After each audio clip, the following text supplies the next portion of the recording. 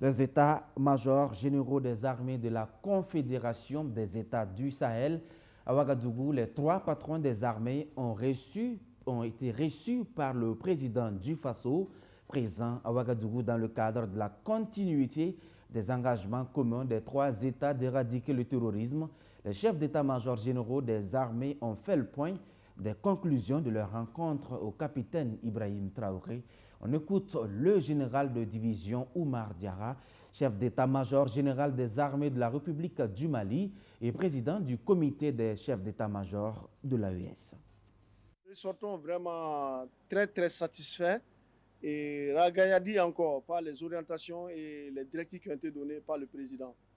Ça nous donne beaucoup d'ardeur encore dans la mise en œuvre de la force unifiée de l'AES. Ça, c'est vraiment l'objet de la rencontre que nous sommes en train de tenir pratiquement depuis 24 heures à Ouagadougou aussi.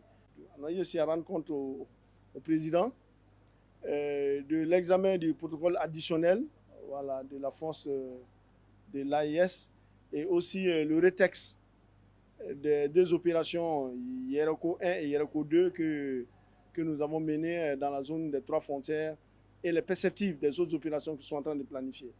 Et pour dire encore que l'AES marche, la force de l'AES marche, en marge de la rencontre des chefs d'état-major des armées de l'AES à Ouagadougou, présentement depuis 48 heures à Bamako, il y a la rencontre des chefs d'état-major de l'armée de l'air de l'AES qui se tient à Bamako actuellement pour mutualiser les moyens aériens en mesure de défendre notre espace commun. Nous sommes dédiés, nous sommes déterminés et pour rassurer comme quoi la force de l'AES est en train de monter en puissance. Les terroristes changent de mode d'action quotidiennement. Et nous venons de recevoir vraiment des orientations très claires avec le président du Faso. Nous aussi, nous montons en puissance et nous nous adaptons à ce mode d'action. Et je puis dire que vraiment la victoire est au bout, au profit des forces de l'AES.